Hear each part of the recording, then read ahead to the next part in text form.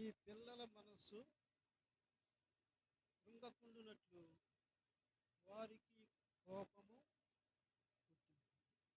చాలు. వలసి పత్రిక 3:21. తండ్రులారా, మీ పిల్లల మనస్సు కృంగకుండునట్లు వారికి కోపము పుట్టింది కదా. మరి దేవుడు మరి ఎందుకనే మరి నాకు అర్థం కావట్లేదు. మీ పిల్లలకు కోపము పుట్టించొద్దు, మీ పిల్లల మనస్సులు కృంగ చేయొద్దు. మరి పిల్లల పట్ల మరి దేవుని ప్రణాళిక ఏంటో మరి గొప్పదై ఉందన్నమాట. అందుకని ఏమంటారంటే మీ పిల్లలకు కోపము రేపకుడి. అంటే వాళ్ళని ఏం చేసినా వాళ్ళ మీద కోపడకూడదుగా. దేవుని వాక్యం చెబుతుంది వాళ్ళ మనసులు కృంగ చేయవద్దు, వారికి కోపము పుట్టించవద్దు. దేవుని యొక్క ప్రణాళిక ఎంత గొప్పదో మనం ఈ విషయాలు మనం అర్థం చేసుకోవాలి. ఎందుకంటే పిల్లల పట్ల దేవునికి ఉన్న ప్రేమ ఎంత గొప్పదో కదా. మీ పిల్లల మనస్సు కృంగజేయకుడి. ఎవరు తల్లిదండ్రులు మీ పిల్లలకు కోపము పుట్టింపకుడి. అయితే మరి పిల్లలకు మరి భయం చెప్పే పరిస్థితులు లేవా? ఏం చేయాలి? పిల్లలు వాళ్ళకు భయం చెప్పకపోతే వాళ్ళు ఇష్టానుసారమైన జీవితం జీవిస్తారు. తెలియదు కదా. బైబిల్ ఏం చెబుతుందంటే యవ్వనస్తులు తప్పక తొట్టిల్లుతారు. యెషయా యవ్వనస్తులు తప్పక తొట్టిల్లుతారు. మరి ఇక్కడ ఏమంటారంటే మీ పిల్లలకు కోపం పుట్టించుకుని. మరి ఆ వయసులో వాళ్ళు చేసే పనులన్నీ మంచి పనులేనా? మంచి పనులు చేస్తారా? మరి ఎంత కోపం పుట్టిస్తారు. అయితే దేవుని వాక్యం ఏం చెప్తుందంటే మీ పిల్లలకు కోపము పుట్టించొద్దు, వాళ్ళ మనస్సులు కృంగ చేయండి. ప్రభువు ఏమంటాడంటే మొదటి మాట, నా మాటలు అగ్ని వంటివి కాదా అంటాడు. అంటే ప్రభు మాట ఎంత మరి అందులో ఎంత మరి పాటించినప్పుడు ఎంత భయంకరమైన పరిస్థితులు ఉన్నాయో. ప్రభు మాట మీరినోళ్ళు అగ్నిలో దహించవేయబడ్డారు, కాలిపోయారు. ఒక చిన్న పొరపాటు, ప్రభువు చెప్పింది చెప్పినట్టు చేయనప్పుడు ఏమయ్యారంటే వాళ్ళు అగ్నిలో దహించబడ్డారు. వారికి ముందు ఆయన మాటల్లో ఎంత పవర్ ఉందో వివరించి చెప్పన. తర్వాత ఏమంటాడంటే మీరు చావకుండానట్లు ఈ పని చేయబడ్డారు. మొదట ఆయన ఆజ్ఞ ఒక ఆజ్ఞ ఇచ్చాడు, మీరు చావకుండానట్లనే మాట అక్కడ రాయబడ్డారు. మొదట ప్రభు చెప్పాడు, అహరోను కుమారులకు ప్రభు ఏం చెప్పాడంటే మీరు అగ్ని తీసుకొచ్చి అక్కడ మరి బలిపీఠం దగ్గర బలిపీఠంలో బలి చేయబడి. వీళ్ళేం చేశారంటే వేరొక అగ్ని తీసుకొచ్చారు. అయితే ఆయన మాట ఎంత మరి భయంకరమైందో, ఎంత అగ్ని లాంటి పవర్ ఉందో ప్రభు చెప్పాడు మామూలుగా. వీళ్ళు ఎప్పుడైతే వేరొక అగ్ని వేశారో హెచ్చరికలు లేవి కాదు. హెచ్చరించాడా?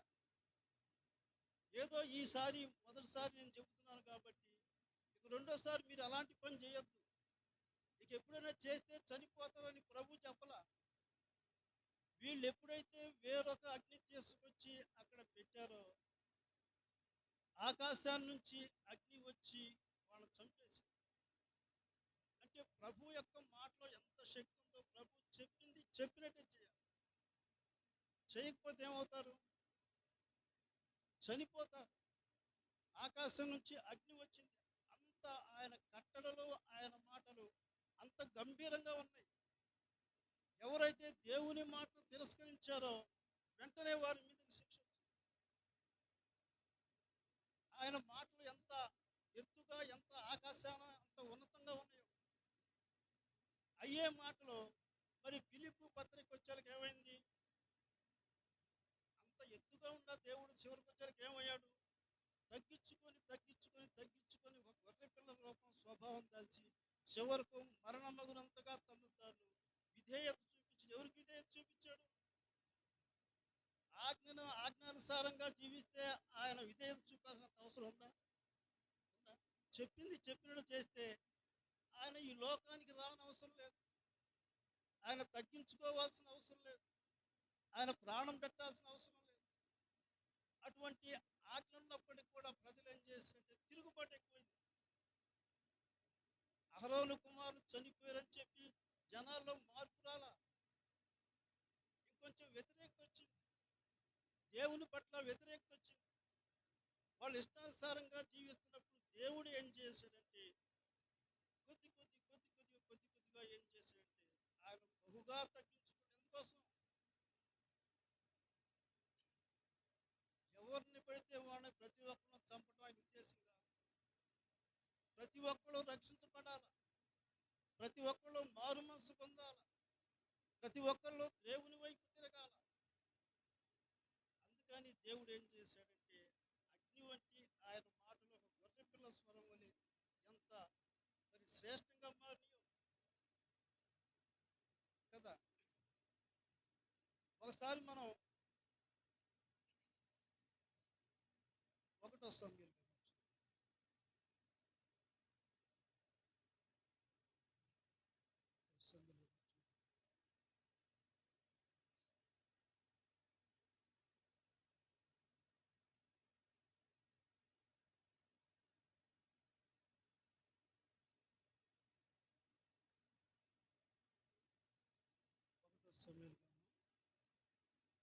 2వ అధ్యాయం 12వ వచనం చదవండి. ఏలీ కుమారులు యెహోవాను ఎరుగని వారై మిక్కిలి దుర్మార్గులై ఉండి. చాలు చాలు చాలు. మరి ఒకసారి మరి 17వ వచనం కూడా చదవండి. అందువలన జనులకు యెహోవాకు నైవేద్యము చేయుటయందు అసహ్యపడుటకు ఆ యవనస్తులు కారణమైరి కనుక వారి పాపము యెహోవా సన్నిధిని బహు గొప్పదాయను. సరే 22వ వచనం కూడా చదవండి. ఏలీ బహువృద్ధుడాయను, ఇశ్రాయేలీయులకు తన కుమారులు చేసిన కార్యములన్నీ వారు ప్రత్యక్షపు గుడారం యొక్క ద్వారము దగ్గరకు సేవ చేయుటకు వచ్చిన స్త్రీలతో సేవించుటయను మాట చెవిను పడి. వీళ్ళు యాజకులే, ఆనాడు దహించి వేసింది వాళ్ళు యాజకులే. వాళ్ళ స్థానంలో ఇప్పుడు వీళ్ళుంటారు. వాళ్ళు అహరోను కుమారులు, వీళ్ళు ఏలీ కుమారులు, వీళ్ళు యాజకులే. అయితే ఇక్కడ ఏ రాయబడిందంటే ఏలీ కుమారులు యెహోవాను ఎరుగని వారు మిక్కిలి దుర్మార్గులై. అక్కడ ఒక ఆజ్ఞ మీరినందుకు ఆకాశం నుంచి అగ్ని కురిసి అక్కడ ఆ సమాజంలో చనిపోయారు. కనీసం ఏడవటానికి కూడా లేదు. ఎవరు ఏడవాలనో ఎవరు ఏడవకూడదో మోసే చెప్పిందాక వాళ్ళు మౌనంగా ఉండిపోయారు. ఎందుకంటే ఏడిస్తే చనిపోతాం, ఎవరు ఏడవాలా? అప్పుడు ప్రభు చెప్పాడు వీళ్ళు ఏడవచ్చు అన్నవాళ్ళు ఏడ్చారు. కానీ అక్కడంతా సైలెంట్, బహు భయంకరమైన పరిస్థితి అక్కడ చూశారు. ఇక్కడికి వచ్చేసరికి ఏమైంది? ఏలీ కుమారులు యెహోవాను ఎరుగని స్థితి అక్కడ ఏర్పడింది. దేవుడు అంటే తెలియని అంటే వాళ్ళ జీవిత విధానం ఎలా ఉందంటే దేవుని యొక్క ఆజ్ఞలో ఏ ఒక్క ఆజ్ఞ కూడా వాళ్ళు పాటించట్లేదు. దానికి కూడా చాలా చాలా క్రమాలు చెప్పాడు ప్రభు. వాళ్ళు బలర్పించినప్పుడు వాళ్ళు ఏం తీసుకోవాలి, ఏ మాంసం తీసుకోవాలో, వాళ్ళు ఎట్లా ప్రవర్తించాలి అన్నీ రాశాడు, అన్నీ చెప్పాడు ప్రభు. అయితే ఏ ఒక్క ఆజ్ఞ కూడా వాళ్ళు ఏం చేశారంటే యెహోవా దేవుని యొక్క మరి ఆజ్ఞను పాటించకుండా ఇష్టానుసారమైన జీవితం జీవిస్తారు. ఇక్కడ 17వ వచనం కాడికి వచ్చారకే అక్కడ బలి అర్పించే వాళ్ళు కూడా లేకుండా పోయారు. అసహ్యం వేస్తుంది వాళ్ళకి. దేవుని సన్నిధికి వెళ్ళాలంటే వాళ్ళకి అసహ్యం వేసింది. చేసే పనులు అసహ్యపడిపోతున్నారు. దేవుని సన్నిధికి వచ్చేవాళ్ళే కరువయ్యే పరిస్థితిగా ఉంది.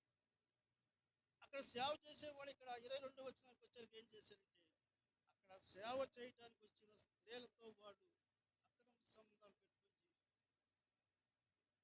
మరి ఏదా ఆజ్ఞ? ఒక చిన్న పొరపాటుకి ఆకాశం నుండి అగ్ని గురించి చనిపోయిన ఆ ఆజ్ఞ ఏమైంది? నా మాటలు అగ్ని వంటివి కాదా అన్నప్పుడు మరి ఇది కూడా దేవుడు చెప్పిందే. అంటే దేవుడు మనుషుల పట్ల ఎంత ప్రేమ కలిగి ఉన్నాడో, అలాగనే ఒక యవ్వనస్తుల పట్ల దేవుడు ఎంత ప్రేమ కలిగి ఉన్నాడు కదా. పాపంలో నడిచేవాడిని, వాడి కోపం తాకితే వాడు తెలియనోడు ఏమైపోతాడో అని చెప్పి ఇక్కడ ఆజ్ఞాపిస్తాడంటే, మీ పిల్లలకు కోపము రేపకుడి, వారిని కృంగ చేయకుడి, దేవుడు చెప్పింది. అందుకని ప్రభు ఒక ఉపమానం కూడా చెప్పాడు. మనకు తెలుసు కదా, అది తెలుసుగా. ఉపమానం ఏంది? తప్పిపోయిన కుమారుడు. తప్పిపోయిన కుమారుడు ఏం చేశాడు? వాడు తప్పిపోయాడు, తన ఆస్తి అంతా ఈమెను అడిగాడు. అతని స్వభావం తండ్రికి తెలుసు. ఏం చేస్తాడు? ఒక తప్పిపోయిన కుమారుడికి తను త్రాగాలనే ఆలోచన, వేసలో మీరు తిరగాలని, స్నేహితులతో ఎప్పుడు కూడా మీరు సంతోషంగా గడపాలని, అటువంటి వాడి చేతికి డబ్బులు ఇస్తే వాడు ఏం చేస్తాడు? వాడు ఇష్టానుసారంగా జీవిస్తాడు. అయితే ఇక్కడ మందలించినట్టు కనపడదు. ఆస్తి అంతా పంచిపోయింది. వెళ్ళాడు, తన ఇష్టానుసారంగా జీవించాడు. చివరికి తిండి తినడానికి లేదు. అతను ఏమనుకున్నాడంటే, అయ్యో నా తండ్రి దగ్గర అనేక మంది కూలి వాళ్ళు ఎంతో మరి శుభ్రంగా కడుపార భోజనం చేస్తున్నారు కదా, నేనెందుకు ఈ బాధపడాలా అని చెప్పి తన బుద్ధి వచ్చి తండ్రి సన్నిధికి వచ్చినప్పుడు ఇతడు ఏం చేశాడంటే, దూరం నుండి చూశాడంట కుమారుడు. దూరం నుండి చూసి పరిగెత్తుకుంటా వెళ్ళి ముద్దు పెట్టుకొని తన ఇంటికి తీసుకొచ్చి ఏం ప్రశ్న వేయాలా? కుమారుడు ఏమనుకున్నాడు? తండ్రి, నీకును దేవునికి నేను వ్యతిరేకంగా పాపం చేశాను, నన్ను క్షమించు తండ్రి అని అడగాలనుకున్నాడు. అయితే ఇక్కడ తండ్రి అట్లా చేయాల. అతడు క్షమాపణ అడిగిన దాకా ఇతను ఉండలా.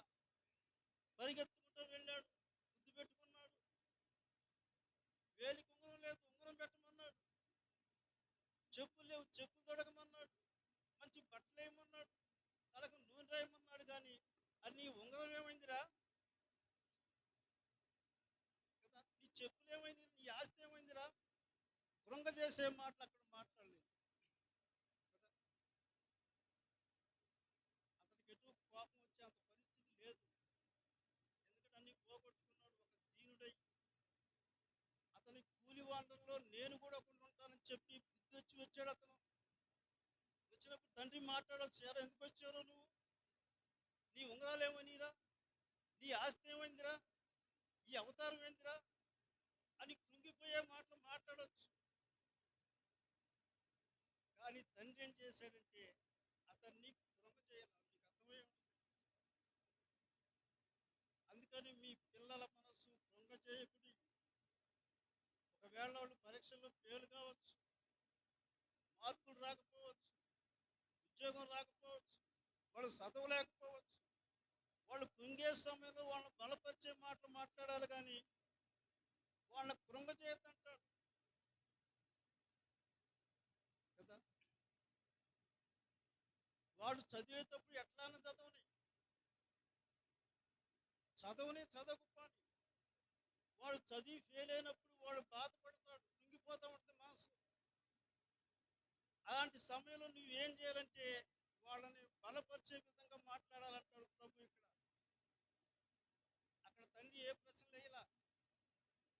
ఏంద్రా నీ ఈ ఆస్తి అంతా ఏం చేసావు? కానలా పోగొట్టుకున్నాయి మొత్తం తిరిగి ఇచ్చాడు, కానీ కృంగిపోయే మాట ఒక్కటి మాట్లాడాల కదా. తండ్రులు తెలుసుకోవాలి, పిల్లల్ని బలపరిచి మళ్ళీ వాళ్ళు ఏం చేశాడు, నేను అది సాధించగలుగుతాననే విధంగా వాళ్ళు బలపరచాలి, కానీ వాళ్ళ మనస్సును కృంగ చేయకూడదు అంటాడు. ఎంతో మంది ఇన్ని రకాలుగా మాట్లాడతారు. కొంతమంది ఏం చేస్తారో తెలుసా, పరీక్షల్లో ఫెయిల్ అయిన రకరకాలుగా వాళ్ళ శిక్షించుకుంటారు. ఎందుకంటే వాళ్ళకు ఓదార్పు ఉండదు. తల్లిదండ్రులు కోరుకుంటారు, బాగా చదవాలని కోరుకుంటారు. వాళ్ళు ఎప్పుడైతే ఫెయిల్ అవుతారో వీళ్ళకి ఎక్కడ లేని కోపం వస్తుంది.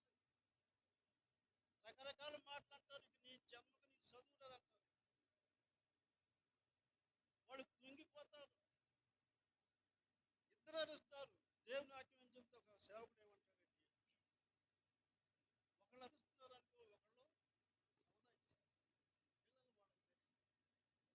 అందరూ మాట్లాడినప్పుడు వాళ్ళు ఏం చేస్తారంటే వాళ్ళని ఓదార్చేవాళ్ళు. అందుకనే వారి మనసును మీరు కృంగజేయకుడి. అయితే ఈ ఉపమాన భావం ఏంటంటే, దేవుడు ఈ ఉపమానం చెప్పాడు. కథ అంతా బాగానే ఉంది. ఇది కథ ఇది కథ ఇది కథ కదా. వాడు తప్పిపోయాడు, తప్పు చేశాడు, వాడికి మారు మనసు వచ్చింది, తిరిగి ఇంటికి వచ్చాడు. సరే, పోయినవన్నీ తండ్రి ఇచ్చాడు. ఎంత మార్పు చెందాడు తండ్రి. ఇంటికి మరి దేవునికి వ్యతిరేకమైన పాపం చేశానన్నాడు. కథ బాగానే ఉంది. కథే దేవుని ఉద్దేశం కూడా ఇది. అంతా ఇట్లే ఉంటుంది. అయితే అన్ని కథలు ఇట్లుండవు. ఇట్లే ఉంటాయా? జీవితంలో జరిగే ఇట్లుండవు. పిల్లల మీద ఎంత ఆశ పెట్టుకొని తిని తినక కష్టపడి పనిచేసి ఒక ప్రయోజకులు చేయాలని చదివిస్తే ఇలాంటి పరిస్థితి ఎదురైనప్పుడు అతడు మారు మనసు పొందాడు. కథ బాగానే ఉంది, తల్లిదండ్రులు సంతోషించారు. కానీ కథ అర్థం తిరిగింది అనుకో. నువ్వు ఈ స్థితిలో ఉన్నప్పుడే నీ తల్లిదండ్రులు చనిపోయారు అనుకో. వాళ్ళు కష్టపడి పనిచేసి నీ కోసం ఎన్నో శ్రమలు పడి చేసి నువ్వు ప్రయోజకుడు కావాలన్నప్పుడు నువ్వు ఓడిపోయి నువ్వు పనికి మాలి పడే అయ్యో అయ్యో అనుకో. అతడు చనిపోయారు అనుకో. తర్వాత నీకు బుద్ధి వచ్చింది అనుకో. ఏం చేస్తారు? బుద్ధి వచ్చింది, తల్లిదండ్రులు దుఃఖంతో చనిపోయారు. నీకు బాగా వచ్చింది బుద్ధి, దాన్ని మీరు సరి చేసుకోగలవా? సరి చేసుకోలేరు. నువ్వు ఎంత ఏడ్చినా నువ్వు సరి చేసుకో. నువ్వు గోరు నేర్చినా సరి చేసుకో. నీవు నీ తల్లిదండ్రులను సంతోష పెట్టాలంటే నువ్వు పెద్ద ఉద్యోగం చేసావు, లేకపోతే నీ ఉద్యోగం వచ్చి నాకు సంతోష పెట్టాలి కాదు. నీ ప్రవర్తన మంచి ప్రవర్తన. అరే, నా తల్లిదండ్రులు ఎంత కష్టపడుతున్నారు, నా కోసం ఎంత సాయం చేస్తున్నారు, ఎన్ని డబ్బులు పెట్టి చదివిస్తున్నారు, వీళ్ళు ఎంత శ్రమ పడుతున్నారు చెప్పి నువ్వు తెలుసుకున్నప్పుడు నువ్వు ప్రవర్తనలో మార్పు చేసి నీ తల్లిదండ్రులు సంతోష పెట్టే విధంగా నువ్వు నడిస్తే ఆ సంతోషం ఇప్పుడే ఉంటాడు కదా. నీకు 1000 రూపాయలు ఇస్తున్నారనుకో, నాకు 900 చాలు, మీరు ఏడ చేస్తారన్నారనుకో, ఎంత సంతోషమో కదా. అవును కదా. నాకు 1000 చాలు, 2000 అంటావు. వాళ్ళు ఇస్తారు, ఏదో చేసి ఇస్తారు. కానీ వాళ్ళ సంతోషం ఉంటుందా? నీ ఖర్చు వాళ్ళకి తెలుసు. నీ ప్రవర్తన ఎలాగుందో నిన్ను నువ్వు సరి చేసుకోవాలి. అందుకని ప్రభు ఏంటంటే, చీకటిలో నడుచువాడు వాడు ఎక్కడికి వెళతాడో వాడికి తెలియదంట. నువ్వు వేసిన మొట్టమొదటి అడుగు నీది తప్పని తెలిస్తే నువ్వు రెండో అడుగు వేయలేవు. నువ్వు ఉదాహరణ, నువ్వు తాగుతున్నావు అనుకో. అదే నాది తప్పని నువ్వు ఎప్పుడైతే తెలుసుకుంటావో ఇంకొంచెం ముందుకు వెళ్ళలేవు. అందులోంచి వెనకడిగేయటానికి నువ్వు ప్రయత్నం చేస్తావు, కానీ ముందుకు వెళ్ళలేవు. నువ్వు త్రాగిపోతాడుగానే నువ్వు మారు మనసు పొందుతావు. నువ్వు తిరిగిపోతూ కావు, అంత దూరం పోలేవు. నువ్వు ఎప్పుడైతే ఆలోచించకుండా అడుగు అడుగు వేసుకుంటా పోతావు, నీ మార్గం నాశనానికి సంబంధించిన మార్గం అది. నేను ఎందుకు చెప్తున్నానంటే, దేవుని యొక్క ప్రణాళిక యవనస్తుల మీద ఉంది. అందుకని యవనస్తులు బలవంతులు చేతిలో బాణం లాంటి వారు. ఎలాంటి వాళ్ళు? ఇప్పుడు మేము ఉన్నాము, దేవుని సేవ చేయగలుగుతాం? చేయలేము. అది యవనస్తులు చేస్తారు. ఎంత కార్యాలైనా చేయగలుగుతారు యవనస్తులు. దేవుడు కోరుకున్నది అందుకే నువ్వు దేవుని మార్గంలో నడవాలి. అందుకని నువ్వు వేసే ప్రతి అడుగు నువ్వు ఆలోచించుకోవాలి. ఈ నీ అడుగు వెనక నీ తల్లిదండ్రుల కన్నీరు ఎంత ఉందో నువ్వు ఆలోచించుకోవాలి.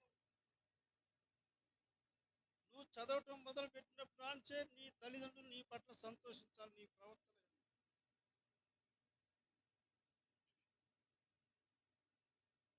కదా.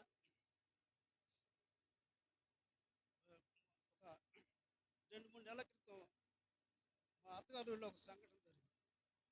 వాళ్ళు పెళ్లి కాని పిల్లలు, చిన్న పిల్లలు, మగ పిల్లలు. వాళ్ళ త్రాగుడికి అంతం లేదు. ఎంత తాగుతున్నారో వాళ్ళకే తెలియదు, చెబితే వినరు.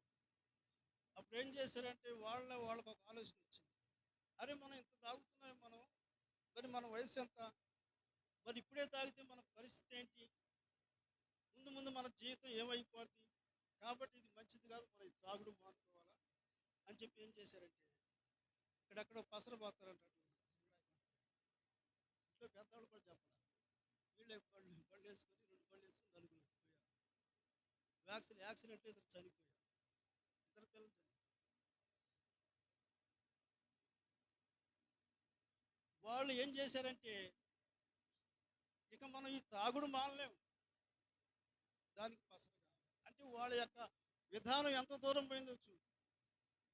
అంటే ఎందుకు ఆ స్థితి వచ్చిందంటే నువ్వు చేసే మొదటి తప్పు ఇది తప్పు అని తెలుసుకోవటం, అది దేవుని యొక్క కృప కదా.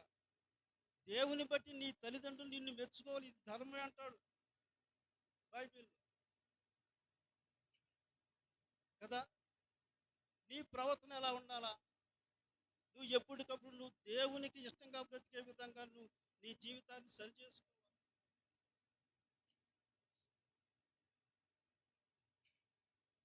మరి ఒక చిన్న మాట చెప్తాను. ఒక ఆవిడ మంచి ప్రార్థనా పరురాలంటే అతనికి ఒక కుమారుడు. ఏం ప్రార్థన చేస్తూ ఉంది, ప్రార్థన చేస్తూ ఉంది, కుమారుడు మార్పు కోసం ప్రార్థన చేస్తుంది. ఒకరోజు చనిపోయింది. చనిపోయినాక ఆమె ప్రభు కాడికి పోయిందంట. అప్పుడు అక్కడికి వెళ్ళి కూడా ప్రభువుని అడుగుతుందంట, అయ్యా నా బిడ్డ చనిపోతే పరలోక రాజ్యం తీసుకురాయా, పరలోక రాజ్యం తీసుకురా అని చెప్తుందంట. సరే ఒకరోజు ఇతను కూడా చనిపోయాడు, ఈ కుర్రోడు కూడా చనిపోయాడు. అక్కడ దేవదూత ఉందంట, అయ్యా మేమ్మ ప్రభువుని ఒకటే మైనంగా నా బిడ్డను పరలోకం పంపిస్తుంది అడుగుతుందయ్యా. ప్రభు ఏం చెప్పాడంటే, సరే అతను ఎడిపోతాడో కోరుకోమని అటు పంపించమని చెప్పాడు నాకు, చూసుకో నువ్వు మరి ఎడిపోతావో, ఇదిగో ఇది పరలోకం ఇది నరకం, ఎటో నువ్వు మరి సెలెక్ట్ చేసుకుంది. ముందు పరలోకాలు చూశాడు, చూస్తే అంతగా ఏం బాగుండదు. ఏంది అందరూ ప్రార్థన చేస్తున్నారు, అతనికి అంత బాగుండదు. సరే నరకం ఎట్లా ఉంటుందో ఇటు చూశాడు, చూస్తే అక్కడ డీజే బాక్సులు పెట్టి బ్రహ్మాండంగా అందరూ ఎగురుతున్నారు. ఓ ఎంత సంతోషం, డాన్సులు వేస్తున్నారు వాళ్ళు. పరలోకం అంటే ఇది కానీ ఇది ఎట్ట పరలోకం అయితే, దోతగారిని ఇటే వెళ్తాను అన్నాడు.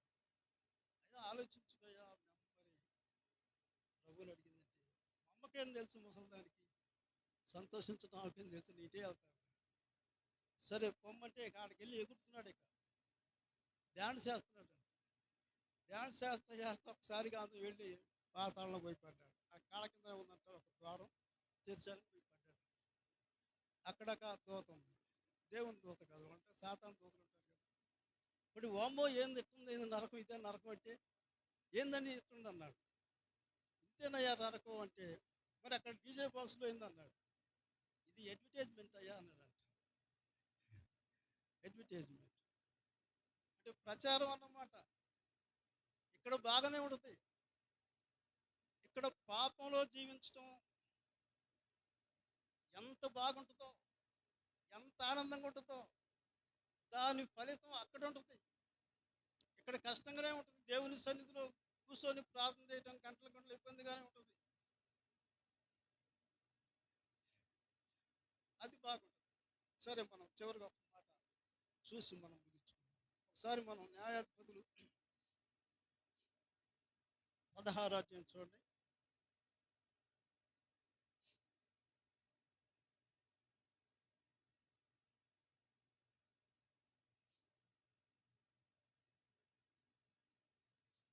16వ అధ్యాయం 16. ఆమె అనుదినము మాటల చేత అతని బాధించి తొందర పెట్టుచున్నందున అతడు ప్రాణము విసికి చావబోలేదు. ఏం చేశాడు, ఒక వేశ్యకి ఇతడు బానిస అయిపోయి, ఇది సంసోను విషయం. ఇది అయ్యా నీ బలం ఎక్కడుంది, నీ బలం ఎక్కడుంది చెప్పమని అడుగుతుంటే అతనికి అర్థమైపోయింది. ఎందుకు, అతన్ని ఫిలిస్తీయులకు అప్పగించి తన ప్రాణం తీయాలని చెప్పి ఏమో చూస్తుందని అర్థమైపోయింది. అయితే అతడు ఆమె మాటలకి ఆమెకు దాసుడైపోయి ఆమె మాటలు లేకుండా ఉండలేకపోయాడు. ఆయన చివరికి ఏం చేశాడంటే ప్రాణము విసిగి చావగోరెను.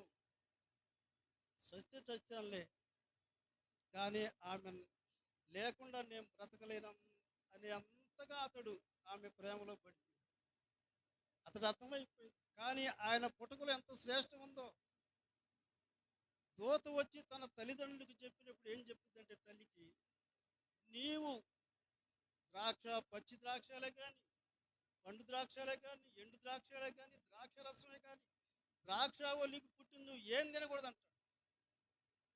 అయితే ఆవిడ ఏ విధంగా, అతడు నాజీరు చేయబడినాడు, అతని తల మీద మంగళకత్తి పెట్టొద్దు అన్నాడు. దూత ఎట్ట చెప్పాడు అంత శ్రేష్టంగా పెంచింది ఆ బిడ్డను. ఆమె కోరికలన్నీ చంపుకొని ద్రాక్ష రసం తాగలేదు, ద్రాక్ష తినలేదు, ఎంత శ్రేష్టంగా పెంచింది. ఆవిడ పరిస్థితి ఇక్కడ ఎట్లా ఉందంటే, అతని ప్రాణము విసిగి చావగోరాను. ఎలాంటి స్థితిలో పోయాడంటే సత్యాలు అనే స్థితిలో. ఎందుకంటే ఎప్పుడైతే మనం వేసే ఒక అడుగు ఇది తప్పు కాదని మనం అనుకుంటామో, అది నాశనానికి వెళ్ళే మార్గం. అందుకనే దేవుని వాక్యం ఏం హెచ్చరిస్తుందంటే, యవ్వనస్తులు దేని చేత తన నడవడి దిద్దుకుంటారు? నీ వాక్యము చేతనే కదా, దేవుని మాటల చేతనే కదా. యవ్వనస్తుల పట్ల దేవునికున్న ప్రణాళిక ఎంత గొప్పదో కదా. మేము దేవుని సన్నిధికి వచ్చినప్పుడు దాదాపు మరి 40 సంవత్సరాల దగ్గర మేము దేవుణ్ణి తెలుసుకున్నప్పుడు మా పరిస్థితి ఎట్లుందంటే, ఆరోగ్య సమస్యలు, కుటుంబ సమస్యలు, అన్ని సమస్యలే. నువ్వు నీ యవ్వన కాలం ముందే, నీ బాల్య దినములందే నువ్వు సృష్టికర్తను స్మరణకు చేసుకోమన్నప్పుడు, నువ్వు చిన్నప్పటి నుంచి నువ్వు దేవుని సన్నిధిలో నడిస్తే నీ కుటుంబం ఎంత ఆశీర్వదించబడుతుంది కదా. మాలాంటి చెడు అలవాట్లు నీకు ఉండవు. నువ్వు చిన్నతనం నుంచే దేవుల్లో పెరుగుతావు, మంచి ఉన్నతమైన స్థానంలో ఉంటావు. నువ్వు ఏం చేయాలంటే చేయగలుగుతావు. ప్రభు కోసం ఏం చేయలేవు. మాకు సమస్యలు ఉన్నాయి, మాకు ఆరోగ్య సమస్యలు ఉన్నాయి, మరి కుటుంబ సమస్యలు ఉన్నాయి. ఎందుకంటే 700 రూపాయలు పని చేసామనుకో, అందులో 300 రూపాయలు ముందు కొట్టుకు పోవాలి, 400 ఆ 400 కుటుంబం గడవదు. ఒకరోజు పోనప్పుడు కూడా ఆ మందు అడగా వాళ్ళకి అప్పు తాగాల్సిందే. అలాంటి సమస్యల వల్ల సమస్యలో కూరుకుపోయినాడు. మారు మనసు పొందిన వాడి వల్ల ప్రయోజనం లేదు. వాడు సేవ చేయలేడు. వాడికి ఎన్నో సమస్యలు ఉంటాయి. అదే దేవుని సన్నిధిలో ఉండవాడు వచ్చే ప్రతి రూపాయి కూడా దేవునిలో ఖర్చు పెట్టుకుంటే ఎంత డబ్బులు మిగులుతాయి. అది దేవుని ఆశీర్వాదాలు. అందుకని యవ్వన కాలంలో నువ్వు దేవుని కాడి మోస్తే అది ఎంత మేలో, అది ఎంత ఆశీర్వాదం. నీ కుటుంబం ఎంత దీవించబడుతుందో, నువ్వు ఎంత ఉన్నతమైన స్థానంలో ఉంటావో, నువ్వు దేవుని కొరకు కోసం నువ్వు ఏం చేయాలంటే అది చేయగలవు. మేము చేయలేము. అందుకనే దేవుడు ఏం కోరుకుంటున్నాడు, ఈ పిల్లలకు కోపం రేపప్పుడు అది ప్రభు యొక్క శిక్షలో పెంచుడి. ఏదన్నా పొరపాటు చెప్పినప్పుడు వాడిని మరీ కృంగిపోయే మాటలు మాట్లాడి వాడి ఇంట్లో చనిపోవటం వల్ల చేయడం చేయకుండా దేవుని వాక్యాన్ని బోధించి దేవుని సన్నిధిలో పెంచడం మహాశ్రేష్టం అని ఇక్కడ వాక్యం చెప్తుంది. అందుకనే తప్పిపోయిన కుమారుడు మరి ఉపమానం ప్రభు చెప్పింది. అందుకే ఏ ఒక్క ఆయన కృంగ మాటలు మాట్లాడలేదు, కోప్పడే మాటలు మాట్లాడలేదు. తండ్రి యొక్క ప్రేమను చూసి తన మనసు కరిగిపోయింది కదా. మన దేవుడు ఎంత గొప్ప దేవుడు.